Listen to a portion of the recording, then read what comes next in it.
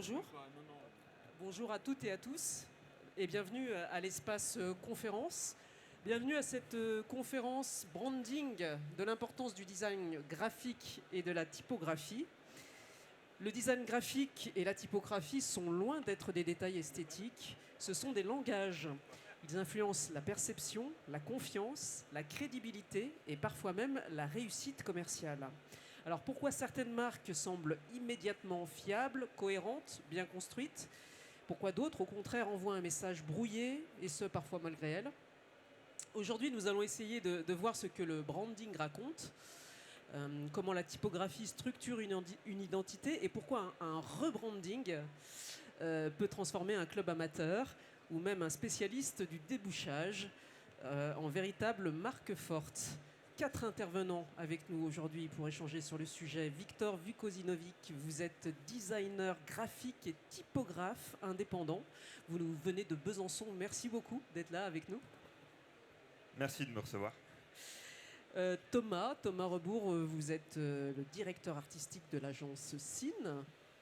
Et vous êtes venu avec un... Alors c'est un ancien client en soi parce que vous êtes Yvan Claudet, l'ancien directeur général du FC Lyon. Et vous avez été client de l'agence Cine. C'est avec cette agence que vous avez travaillé votre branding, justement. C'est ça, pendant 5 ans. Et puis enfin, Selim Batiki, merci beaucoup d'être là. Vous êtes le responsable communication de la compagnie des déboucheurs. La compagnie des déboucheurs, c'est une compagnie qui est dans la Loire, hein, si je ne me trompe pas, mais qui, je pense, tout le monde connaît. Parce que, bon, on va en parler ensemble, hein, mais on la connaît, vous êtes, je crois, sur TF1, voilà. Bref. Bonjour. Bonjour à tous. Moi, alors, j'ai déjà envie de commencer cette table ronde et de poser la question à chacun d'entre vous, et je vais commencer par Victor. En un mot, qu'est-ce qu'un bon branding selon vous? Ouais, je sais que c'est une question un peu tricky, mais bon, en quelques phrases. Si on devait essayer de le résumer très rapidement, je dirais qu'un bon branding, c'est un branding qui arrive à se démarquer, tout en restant cohérent avec ce qu'il doit proposer en termes d'image par rapport à ce que le client souhaite proposer comme service ou comme objet. Bon, c'est court, c'est simple, c'est efficace. Merci, merci Victor. Selim? Bonjour à tous. Un bon branding, selon moi, il permet en fait à la marque d'être identifiée. Alors, pour nous, c'est le plus grand nombre puisqu'on travaille sur du B2C. Voilà. Et effectivement, c'est d'amener cette cohérence sur l'ensemble des supports qui seront diffusés par la marque. Merci Selim. Yvan? Alors je dirais que c'est à la fois une identité marquée, singulière, qui va être aussi la marque de l'ADN de la structure, cliente en l'occurrence, et en même temps de sa cible de marché, puisqu'évidemment une identité, il faut que ça parle à soi, il faut que ce soit le reflet de soi, et en même temps que ça parle à notre cible, à nos clients. Merci beaucoup. Thomas, peut-être que ça vous ennuie de vous, peut-être, pour que tout le monde vous voit, j'ai l'impression de vous cacher. Je me mets ici? Ouais, ça vous ennuie pas? Hop. Comme ça, tout le monde vous verra Comme bien. ça, Super. tout le monde me voit mieux. Voilà. Bonjour à tous. Petit léger détail, je ne suis pas le directeur artistique de l'agence, le fondateur. Aujourd'hui, on a Anaïs qui est la directrice. Je ne lui retire pas son métier. Elle désolé, le fait très Anaïs. bien. Et donc un branding, sans répéter un petit peu ce que vous avez dit, mais c'est vraiment le marqueur de la singularité, de la différenciation. Aujourd'hui, c'est ce qui va permettre de créer une marque forte, certes, mais surtout unique, même si les mots qu'on emploie assez peu, mais ça illustre plutôt bien. Merci Thomas. Je reviens vers vous, Victor. Vous travaillez à la typographie. Vous êtes très spécialisé sur la typographie. Hein. Oui. Vous travaillez à la typographie donc comme base d'une identité. Pourquoi ce choix? Principalement parce qu'on est quand même une société du langage. Et à ce niveau, on utilise des lettres partout et on s'en sert pour se guider, on s'en sert pour communiquer. Et faire en sorte qu'une marque puisse avoir une identité qui lui est propre, à mon sens, peut commencer aussi par la typographie, parce qu'elle est le premier pas vers le client, vers le service, vers la personne à qui on communique. Merci. Je vois que vous opinez du chef. Vous avez quelque chose à dire par rapport à ça, par rapport à la typographie? Non, mais c'est vrai que euh, on nous demande souvent de l'icône quand on va à un branding.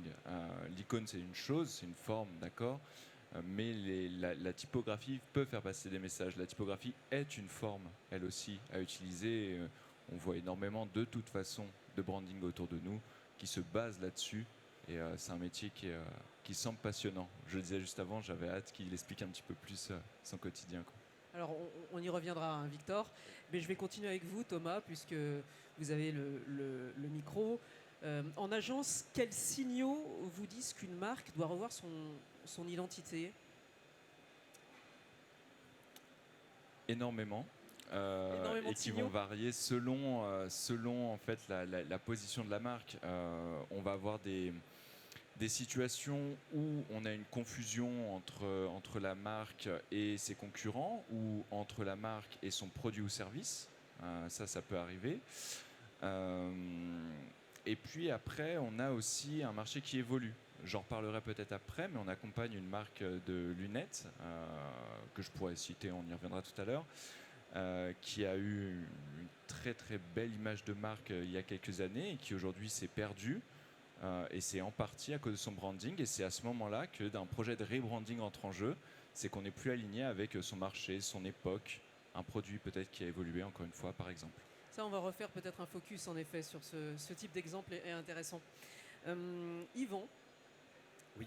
vous avez donc travaillé avec Thomas, avec l'agence, avec Anaïs peut-être aussi, d'ailleurs. Oui, parfaitement. Au FC Lyon, qu'est-ce qui vous a fait dire qu'il fallait changer l'image du club? Alors, je peux recontextualiser un tout petit peu. Je Le vous en FC prie. Lyon est un club de football situé à Lyon 8e, qui a deux particularités, qui a une date de naissance assez ancienne, 1893, troisième plus vieux club français. Et la deuxième particularité, c'est qu'on est le troisième plus gros club français en volume. On était en fait à un carrefour de notre développement, où pendant très longtemps on a travaillé dans l'ombre sur notre cœur de métier, le football. Et à un moment donné, pour se donner les moyens de nos ambitions, de développer des projets, il faut évidemment passer un cap économique, un cap de développement. Et c'est à ce moment-là, finalement, que est apparu le besoin de créer et développer une marque qui puisse parler à nos adhérents, à nos partenaires privés, publics, etc., parler à tout le monde, faire en sorte que nos bénévoles, qui sont notre force ouvrière, finalement, puissent se reconnaître aussi à travers ça. Donc c'est vraiment le point de départ, c'est le changement de dimension du club, son développement avec deux axes forts, toujours évidemment le football, le cœur de métier, et en même temps un acte un petit peu atypique pour un club de football, c'est qu'on s'est servi de ce sport-là comme un outil visant à favoriser et développer la citoyenneté de nos adhérents et adhérentes. Voilà, avec un programme qu'on dit éco-social sur les thématiques de l'éducation, l'insertion professionnelle, la culture, la solidarité et la citoyenneté. Voilà. Et je parlais de développement, évidemment, ça fait écho forcément à un besoin de moyens. Et donc, il fallait particulièrement aussi s'adresser à nos futurs partenaires privés. Voilà. Et donc, voilà, point de départ de la marque, c'est ici. Le brief était riche, hein? Oui. Il y a eu à dire, il y a eu à faire. On va y revenir sur cette aventure. On va faire un focus là-dessus. Je voudrais donner la parole à Selim. Selim, c'est pas moi qui l'ai dit, cette expression, mais vous êtes le Carglass des toilettes, si j'ose dire. Et vous êtes une réussite de la communication décalée quand même, avec une croissance.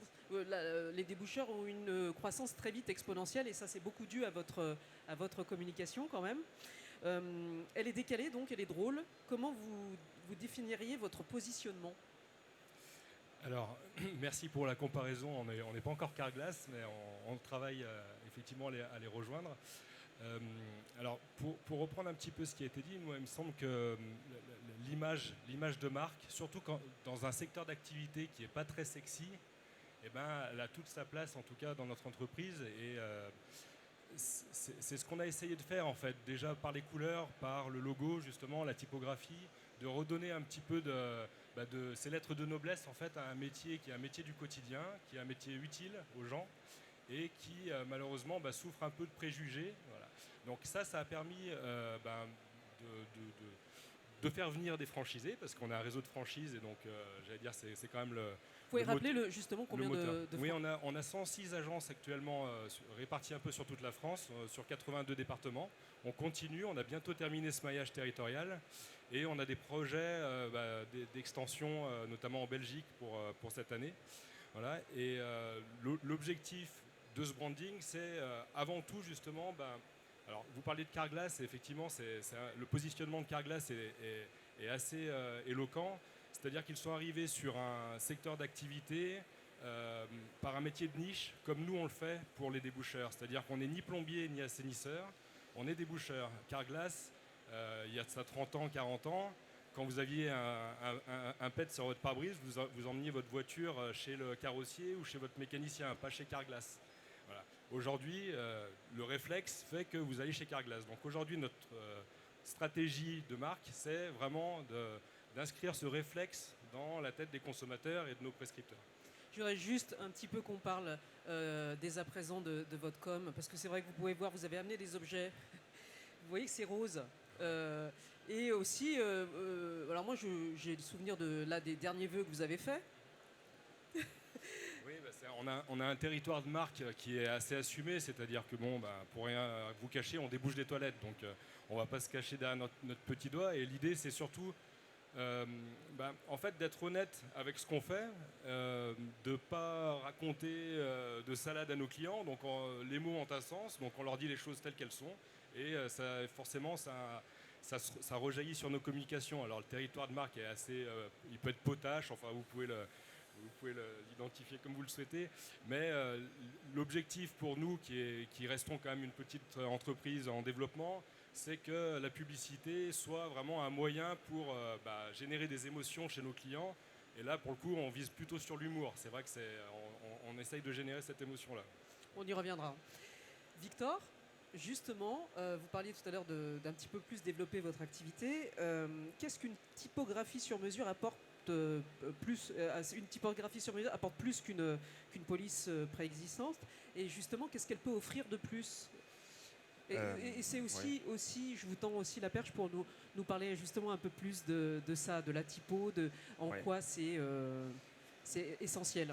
Ça se retrouve à un carrefour en fait de plein de critères, c'est-à-dire qu'une typographie, elle peut avoir une volonté très technique. On va avoir besoin d'une typographie qui va être utilisée dans un cadre spécifique qui permette de bien lire les chiffres ou d'avoir une bonne lisibilité. À ce moment-là, on a un aspect technique qu'on peut ne pas trouver dans une typographie existante, et à ce moment-là, on peut demander à quelqu'un de créer une typographie un peu plus personnalisée. Moi, la question que je me posais, je me disais, est-ce que c'est comme en écriture? Vous savez, la graphologie, on dit ça reflète une personnalité, une écriture. Exact. Est-ce que la typo, c'est pareil finalement? Exactement. C'est-à-dire qu'il y a cette première partie qui est très technique, et il y a une autre partie qui est un peu plus de l'ordre du sensoriel, de l'esthétique et de la référence. C'est-à-dire qu'on va utiliser des formes graphiques pour dessiner des lettres qui s'inspirent forcément de références historiques, de références populaires. Et on va essayer de trouver une façon de lier les deux. C'est-à-dire qu'on va avoir malgré tout besoin, c'est là où la typographie est vraiment quelque chose qui allie vraiment beaucoup de pratiques, beaucoup de techniques. C'est qu'on va devoir faire et une recherche technique et une recherche esthétique pour essayer de trouver la meilleure formule qui va répondre aux besoins du client. Est-ce que vous auriez un exemple où la typographie a réellement changé la perception d'une marque? Est-ce que en tête, vous avez un client ou En général, on a souvent une volonté de réaligner un peu l'image de marque avec l'existant, et on se rend compte que beaucoup de clients utilisent des typographies préexistantes qui n'ont pas forcément été choisies de manière la plus juste possible. Et donc faire un choix à ce niveau ou redessiner quelque chose, par exemple une typographie avec empattement pour avoir donc les petits pieds qui a sous les lettres, qui permettent d'apposer peut-être un peu plus de sécurité ou une sensation un peu plus sérieuse. Ce qu'on voit, je ne sais pas si vous suivez un peu l'actualité politique, mais avec l'administration de Trump qui en ce moment essaie de remettre au goût du jour la Times New Roman, si vous connaissez cette typographie. C'est une volonté de changer totalement un peu son identité au final. Ça, je ne savais pas cette histoire pour Trump. C'est-à-dire qu'il essaie de... Oui, c'est une autre typographie qui avait été utilisée par l'administration de Biden, c'est le Calibri. et beaucoup plus amical, on va dire, quelque chose de plus ouvert, plus commun. Et Trump vient un peu resserrer les barrières, comme il le fait sur plein d'autres aspects. Il challenge. Au point d'utiliser des typographies qui sont beaucoup plus sérieuses et structurées pour sa communication administrative surtout. Vous vouliez dire quelque chose, Célim? Non, je connaissais effectivement L'histoire. Ok. Thomas, dans vos rebrandings, quels choix graphiques ont le plus d'impact sur la perception? Les couleurs, le logo, la typo? Alors, la couleur, si on change la couleur, ça a évidemment un impact énorme. Ça reste quand même, et la compagnie des bouchers est un très bon exemple, une grosse partie de l'identité de la marque. Il y a le rose pour la compagnie des bouchers. Nous, à l'agence, on a le orange. Alors, c'est plus ou moins fait exprès ici pour Agourde. Mais ça fait partie de notre identité. On nous reconnaît pour cette couleur-là. La typographie, il y a quand même, je pense, moi c'est un travail qui me passionne, des choses que je trouve hyper intéressantes, mais je pense qu'il y a une méconnaissance aussi quand même de cet art graphique-là, qui fait que sur certaines petites nuances, les gens vont être moins sensibles, et en fait, on va plus facilement pouvoir rebrander en changeant une typo qu'une couleur. Et puis après, évidemment, l'icône, s'il est bien travaillé, qui est central, s'il est là, et qui va être un petit peu personnage de cette marque. C'est intéressant, ça veut dire que pour vous, quand même, la typo, elle est centrale. Ah oui, complètement. Moi, ce que j'adore dans la typo, par rapport à ce que tu disais, c'est aussi ce que tu vas traduire derrière. C'est un mouvement, ça peut être un mouvement, une accentuation, une expression. On peut accélérer ou ralentir la lecture du nom de la marque ou globalement de n'importe quel titre. Elle va être rassurante, un petit peu plus récente, un petit peu plus cadrée. Et voilà, elle va traduire énormément de choses. On a l'inverse de Trump, par exemple, là-dessus. Ça a été Zoran Mamdani à New York et Sarah Knafo à Paris actuellement, où on est sur quelque chose de très bold, très rond, accueillant, jaune et rouge.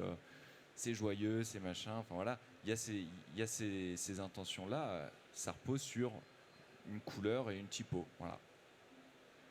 Merci. Célim, donc on a dit, vous avez une communication atypique. Comment vous décidez du ton, des visuels, des choix graphiques? C'est un choix collégial, c'est comment vous faites? Alors, on a internalisé beaucoup de choses à la compagnie, mais on travaille quand même avec une agence, l'agence Fantastique, pour la citer, qui est basée à Lyon. Et avec elle, en fait, on a retravaillé justement cette identité de marque, donc avec un brand book. On n'a pas parlé encore du brand book, mais je pense que c'est vraiment un élément fondamental quand même dans l'entreprise, parce que ça sert évidemment à communiquer à l'extérieur, mais ça sert aussi à fédérer en son sein. Et donc moi, c'est vraiment un objet, enfin en tout cas un document que je présente systématiquement aux nouveaux franchisés pour leur donner vraiment le cadre de la marque. Et évidemment, on se réfère beaucoup à ce brand book quand on va ensuite déployer les différents assets publicitaires qu'on va mettre en ligne.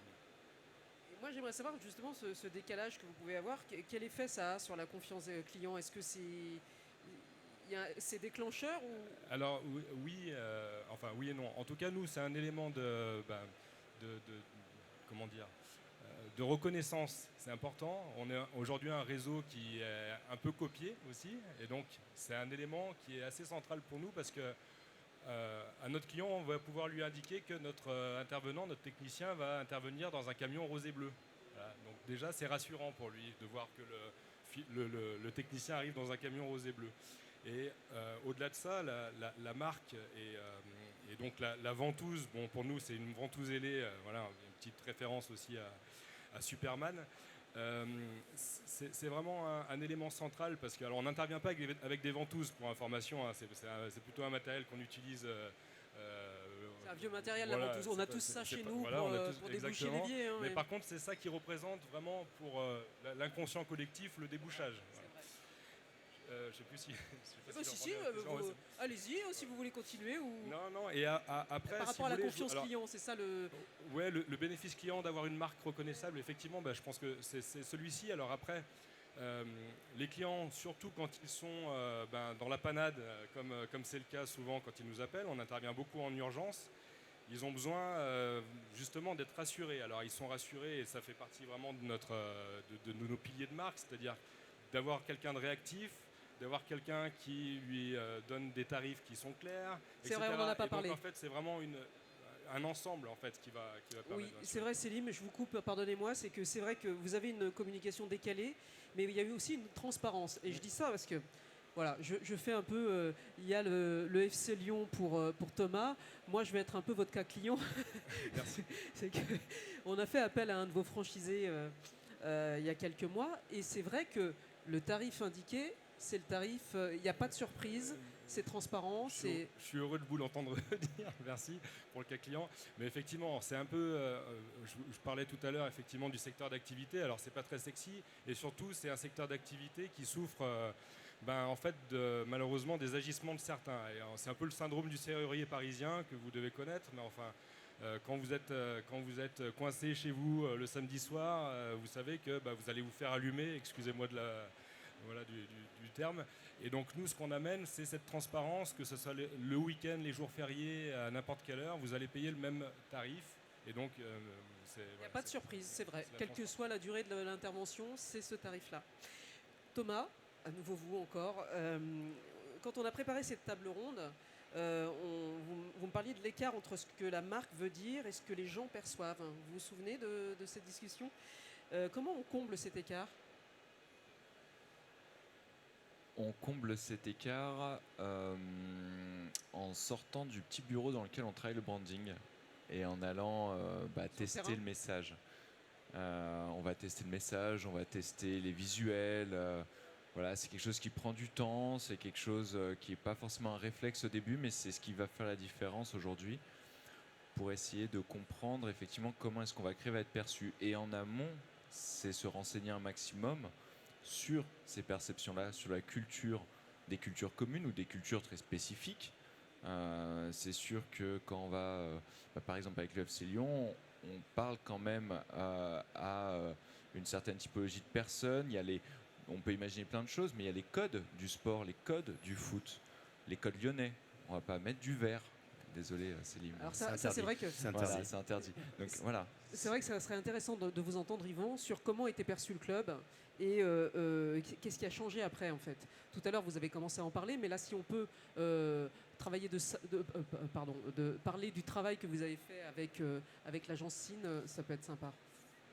Alors, pour rebondir sur ce que vient de dire Thomas, c'est un sujet, là, comme la marque, qui se travaille aussi et beaucoup, avant tout par le biais d'échanges. Beaucoup d'échanges, de nombreux échanges, avec parfois la délicatesse entre le client, c'est-à-dire en l'occurrence là c'était le FC Lyon, le client qui fait une commande, qui a sa propre idée de comment il veut être perçu, communiquer. Parfois même on croit tout savoir et voilà. Et en fait, prendre de la hauteur en prenant en compte une collaboration avec un acteur extérieur spécialiste en plus du métier, déjà c'est la base. Après, comment dire, on est nous au FC Lyon, effectivement il y avait des codes à respecter, il y avait une histoire, des valeurs, etc. Des valeurs, des générations différentes. Je pense à des doyens qui approchaient les 75-80 ans et en même temps on a des enfants de 5-6 ans. Ouais, alors là c'est un vrai challenge parce que comment on rend ça homogène, c'est vrai. Eh ben, on rend ça homogène justement en essayant d'être pertinent dans la manière dont on va apporter notre marque ou la rebrander avec un subtil mélange on parle aux anciens entre guillemets et en même temps on raccroche les plus jeunes avec des éléments et une visée un peu plus moderne. Il y a aussi, alors on n'en parle pas vraiment là, mais c'est les éléments de langage, le discours qui va avec. Voilà. Mais c'est vrai que, et alors tout particulièrement dans un club de football où le blason, c'est l'étendard, c'est quelque chose de très très précieux, on n'y touche pas facilement. Donc ne serait-ce que la refonte d'un logo, mais aussi des couleurs, alors au FC Lyon, les couleurs c'est rouge et blanc. Mais le rouge, il peut avoir plusieurs tons différents. Faut y aller petit à petit et surtout prendre énormément de temps pour expliquer les choix, les justifier. Et quand on est à l'intérieur de sa structure, on manque de hauteur. et finalement, à un moment donné, poser toutes les raisons qui font qu'on pourrait aller vers telle ou telle colorimétrie, police, etc., ou en tout cas vers un ensemble de communication, ça vient généralement aussi rassurer tout le monde, mais ça peut être un levier managérial. C'est un levier managérial que de se raccrocher à un nouveau blason, une nouvelle identité. Et ça marche quand tout le monde en est fier et que ça rebooste tout le monde. Et là, en l'occurrence, ça a été le cas avec tout ce qu'on a fait avec l'agence Cine et Thomas. Et ça continue d'ailleurs. Alors justement, moi j'ai aussi une question, c'est que est-ce que ça a été tous les adhérents ont été acteurs de ce changement, ou est-ce qu'il y avait parce que vous parliez, vous leur disiez à chaque étape, mais est-ce ils pouvaient aussi donner leur avis, être force de proposition? Alors je comprends, ça devient après n'importe quoi, c'est très difficile à. Mais est-ce que l'agence, vous avez fait des enquêtes, je sais pas, est-ce qu'il y a eu des choses menées en interaction avec les adhérents, par exemple? Et les partenaires d'ailleurs, je dis adhérents, mais... Généralement, ce qui s'est fait là et ce qu'on fait la plupart du temps, on n'a pas toujours des focus group. Des focus group, c'est aussi un coût supplémentaire, pour être très pragmatique. Mais par contre, ce qui est important, c'est de mettre en tout cas tous les responsables autour de la table pour avoir toutes les réalités autour de la table. Et donc en fait, il y avait Yvan, qui était donc directeur du club, Patrice, qui était président, qui était un peu plus dans le conseil d'administration, un peu plus avec les anciens. Il n'est pas ancien, mais il serait là. Et puis on avait le directeur sportif, marketing, il y a des coachs qui sont venus, la chargée de communication qui connaissait aussi un petit peu les enjeux actuels à l'époque. Et donc on vient prendre toutes ces réalités-là pour comprendre ce qu'on peut mettre dedans et ce que ça va parler, résonner auprès des différentes parties prenantes, quoi. Justement, vous avez eu des effets mesurables, vous avez constaté des effets mesurables avec les partenaires, avec le merchandising, avec l'attractivité du... Oui, complètement. Complètement. Les effets mesurables, alors, il y en a à plusieurs niveaux, mais étant donné qu'on avait une déclinaison notamment textile, avec tout un tas de vêtements sportifs, etc., on a pu mesurer via la hausse de vente de merchandising auprès de nos adhérents, mais pas que, à une communauté un peu plus large. Et puis, la plus grosse conséquence qui était souhaitable, c'était au niveau des partenaires privés, nos financeurs, puisque quand on est un club de football, on ne vend pas grand-chose. On vend un message, on vend des valeurs, quelques solutions de team building, de communication, etc. Mais on vend surtout un attachement. Et c'est à travers cet attachement et surtout à travers le branding qui avait été fait, nous, on a pu mesurer clairement que de nombreuses entreprises étaient ravies de s'adjuger une image d'un club avec sa notion de modernité, de on va de l'avant, de collective. Voilà. Donc oui, ça a eu un impact immédiat et très mesurable. Avant de reposer une question à Victor, j'aimerais juste savoir si, avec le recul, vous auriez fait les choses différemment. Différemment, pas tout, j'imagine, mais est-ce qu'il y a des choses où vous dites, on aurait peut-être pu faire ça? Non, absolument pas. En revanche, on aurait souhaité aller plus vite. On aurait souhaité aller plus vite, mais en même temps, le temps nécessaire à la construction de tout ça, on était obligé d'y passer. Ça nous a forcément amené à des réflexions profondes aussi, qui ont même eu un impact sur l'ADN même de notre projet de développement. Donc, aucun regret, si ce n'est qu'on aimerait toujours aller plus vite et aller encore plus fort. Et puis après, le déployer de manière encore plus globale et impactante. Mais ça tenait plus à nos moyens, à nous, de le faire vivre. Voilà. Thomas, vous avez quelque chose à ajouter? Non? C'était pas à cause de nous que ça allait pas assez vite, mais pas à cause de toi non plus. C'est parce que c'est les structures. On a toujours envie. Et c'est vrai que c'était le gros challenge. Et ça, c'est hyper important aussi dans un branding. Et Célim t'en a parlé, c'est l'interne. C'est d'engager tout le monde dans ce travail-là et de le faire vivre. Il y a un moment, ok, il y a un logo, il y a une baseline, il y a des couleurs, mais il faut que tout le monde l'utilise bien, il faut que tout le monde l'incarne bien. Il y a, parce que là on parle beaucoup de l'image, qui est aussi propre au salon, mais il y a le reste, il y a l'identité, il y a la plateforme de marque. Oui. Tout ça, faut le faire comprendre, faut que les gens l'appréhendent, etc. Et alors, il y a des outils évidemment pour accélérer, il y a des techniques pour accélérer, mais ça reste un facteur qui peut ralentir, effectivement. Vous aviez envie de dire quelque chose, Céline, par rapport à ça, ou par rapport à votre propre... Non, effectivement. Enfin, pour juste ajouter à ce qui vient d'être dit, c'est vrai que c'est important que tout le monde adhère en fait à ce branding. Et d'autant plus quand c'est le cas pour nous, les personnes sont en lien direct avec le public, avec les clients, et qui portent vraiment un message d'ambassadeur en fait de la marque. Et donc c'est important. Nous, on a voilà, enfin ça passe par beaucoup de choses. J'ai emmené des goodies, mais c'est un vecteur de diffusion de la marque qui nous semble intéressant et qui est qui est facile à mettre en place, même quand on n'a pas sa publicité sur TF1 par exemple. Mais c'est des éléments qui viennent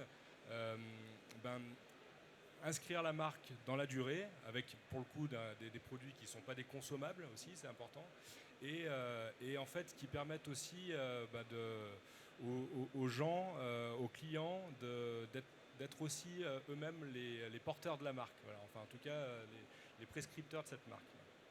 Merci Céline. Victor, dans un cas comme celui du FC Lyon, comment la typographie peut structurer un récit de marque ? Très bonne question. Attends, normalement, Ouais. des slides, je te mets les typos. Tu vois, tu as de la high jersey. Ouais. Et on a utilisé, comme ça, tu l'as, de la Bébas et de la Poppins. Ok. Donc, absolument pas personnalisé. Totalement. Voilà. Comme ça, tu as matière. Bah, effectivement, pour le coup, les typographies que vous avez pu utiliser de manière connue et celles qui sont reconnues, elles auront l'avantage justement d'avoir déjà une présence existante. Donc les personnes vont se rapprocher de ça en se disant ok, je reconnais cette typographie, donc je sais que c'est une typographie de confiance. Donc FC Lyon est quelque chose de confiance vis-à-vis de ça. Et après, je pense que la typographie de titrage que vous avez utilisée, donc celle qui va faire plus identité, elle va être là pour montrer un peu plus les spécificités du FC Lyon et essayer de se différencier de cette manière des autres clubs qu'il peut y avoir dans le coin. Je ne sais pas si j'ai répondu à la question jusqu'au bout. Ouais. Oui. Enfin, vous êtes content, monsieur, il a bien répondu. Oui, non, c'est vrai, mais c'est vrai qu'on est sur des typos très génériques. Et il y a aussi une question d'accessibilité parfois. On avait le projet du site web derrière de la refonte. Oui. Ça rentre en ligne de compte aussi sur cette partie technique. Mais oui, on va chercher de la singularité à une moindre échelle. Moi, j'adorerais faire que des travaux beaucoup plus poussés là-dessus pour se dire, on va juste chercher des formes un petit peu disruptives parce que le club a un positionnement un peu disruptif par rapport, en tout cas au club à Lyon, aux autres. Et puis en France en général, même certains font aussi du bon taf là-dessus. On continue un petit peu avec vous, Victor, sur l'intelligence artificielle. Comment elle change votre pratique en fait ? Et est-ce que c'est pour vous une menace ou une opportunité ? On va dire un peu des deux, comme pour tout, dans le sens où on voit les évolutions que ça permet et la rapidité à laquelle ça commence à rentrer dans les usages des agences et même des clients parfois qui l'utilisent directement et viennent vers nous nous dire j'ai fait ça avec une IA et j'ai besoin de le refaire un peu au propre. Donc il y a toujours un peu une appréhension parce qu'on voit une nouvelle technologie arriver qui va disrupter à nouveau énormément de choses dans le métier. Et en même temps, on voit en expérimentant, en testant des choses que ça reste un outil encore aujourd'hui et que son usage et les résultats qu'il donne dépendent foncièrement de la personne qui s'en sert. Je donne des cours à des étudiants de diplôme national des métiers d'art et design et je leur fais faire des outils avec de l'IA et ils utilisent tous le même outil et tous les résultats sont différents. Donc à ce niveau, on a encore un peu de marge entre le résultat final et la personne qui s'en sert. Vous avez quelque chose à rajouter là-dessus, Thomas, vous aussi, par rapport à l'intelligence artificielle ou c'est un sujet qui est central, c'est un gros sujet et qu'on se pose. On voit énormément effectivement d'outils. Alors sur la typographie, c'est vrai que j'en connais, j'ai pas vu beaucoup de projets là-dessus et j'imagine que tu es un peu préservé là-dessus, mais j'en discute avec d'autres typographes qui voient les choses arriver. outre-Atlantique. Les grosses fonderies sont hyper investies là-dedans parce qu'ils ont les moyens de faire des recherches à ce niveau. Ça demande des forces de calcul et des choses qui, à notre échelle ici, nous dépassent. Mais oui, en typographie, il y a 2 ans, une IA, elle n'arrivait pas à générer une image avec un texte lisible. Aujourd'hui, ça marche assez bien. On arrive à la fin de cette table ronde, mais j'ai quand même une petite question. J'aime bien poser des questions comme ça, notamment pour Thomas. Comment on fait pour concevoir une identité qui dure, Thomas? Est-ce que ça doit durer d'ailleurs? Est-ce que c'est mouvant? Ça doit être mouvant comme les individus? Alors, une identité qui dure, elle est déjà basée sur l'identité des gens qui la représentent. Ça, c'est l'idéal. On ne peut pas toujours le faire, mais je pense que ça, c'est important. Nous, on a vraiment cette vision-là. Ça me permet de mettre ma slide. Il n'y a pas grand-chose, mais nous, dans notre identité, il y a ce orange qui est facile et il y a cette baseline pour laquelle on vient aussi nous solliciter, c'est ce « aller vous faire voir ». Ça fait partie de la manière dont on parle au quotidien. Ça fait partie de ce que je suis et de la manière dont je vois les choses, étant donné que je l'ai fondé. Et donc ça, c'est quelque chose qui va durer parce que c'est ensuite une culture qui se crée. Mais plus elle va partir des gens déjà là, plus elle va pouvoir durer. Je pense que ça, c'est le plus important. In fine, un logo, il se change, la forme, elle se change, etc. La continuité est aussi dans le respect et dans l'adhésion à ce que ça représente, quoi. L'authenticité, en fait. Oui. Oui. Un mot de la fin, Yvon? Ou est-ce que vous avez quelque chose à ajouter? J'allais juste rebondir sur ce qui venait d'être dit, mais je pense qu'il y a, en tout cas moi qui ne suis pas le spécialiste de la matière, mais j'incarne le côté client. Si on doit changer de branding, d'image de marque tous les 2 ans ou tous les 3 ans, c'est qu'on n'a pas bien travaillé en amont. Et à un moment donné, sur la question de la durabilité de la marque, je trouve qu'il y a des choses qui sont rapidement évidentes. Donc quelque chose qui fonctionne bien peut facilement traverser le temps. Et à l'inverse, quand on se rate, je pense à des sites web où on va faire un site web, etc. Puis une fois qu'on l'a fini, on se dit en fait, c'est pas top. Bon, c'est qu'on a mal réfléchi en amont. Donc voilà. Donc la question de la durée, elle est aussi. D'où l'intérêt d'être accompagné. C'est ça. C'est ça. Par une des bonne experts, agence, évidemment. en fait. C'est ça. Avec une agence exceptionnelle. Exceptionnelle. Célim, vous aussi, vous aviez une agence fantastique. Fallait la faire, voilà. Vous parliez de super-héros, voilà. Est-ce que vous avez justement quelque chose à dire par rapport à ça? On a, nous, alors c'était plus un retoilettage que vraiment une refonte de la marque, mais je pense que c'est quand même assez important que cette marque, elle vive et qu'elle se confronte aux différents outils qui vont permettre de la mettre en valeur. Et donc, c'est assez important. Et franchement, cette expérience, pour le coup, d'être accompagné par une agence pour travailler une plateforme de marque, c'est assez intéressant, je trouve. C'est presque comme rentrer en psychanalyse, en fait, parce que souvent, derrière une marque, il y a des gens qui représentent cette marque. Et voilà, ça dépasse vraiment en fait, ce qu'on peut imaginer, enfin, moi, ce que j'imagine. Victor, est-ce que vous avez quelque chose à ajouter ou... Sur la pérennité d'une marque? Sur la pérennité ou sur autre chose, comme vous voulez, sur la typo? Sur la pérennité, j'aurais tendance à dire, et je pense que ça rejoint ce qui a été dit jusqu'ici, c'est que pour éviter qu'une marque s'effrite, il faut effectivement qu'elle puisse continuer de vivre. Et pour qu'elle puisse continuer de vivre, il faut qu'elle ait un minimum de sens et qu'elle ne suive pas juste une mode ou quelque chose qui est juste esthétique et très passager. Ça lui permettra très certainement d'être beaucoup plus pérenne à partir du moment où il y a un alignement entre le sens qui doit être donné à la marque et son image au final. Merci messieurs. Merci. Est-ce que la salle a des questions? C'est bien dommage. Vous pouvez aussi rencontrer ces messieurs, je pense qu'ils seraient ravis autour d'un café ou d'un jus d'orange ou d'un jus de fruits, ce que vous voulez, un verre d'eau, même une bière, comme vous voulez. Après cette table ronde, c'est comme vous voulez. Vous pouvez aller aussi voir Célim et aller voir... Goodies. Il et plein de goodies. En tout cas, merci beaucoup d'avoir été avec nous sur ce plateau Merci. aujourd'hui. Merci à vous. Merci à vous. Merci. Merci à tous.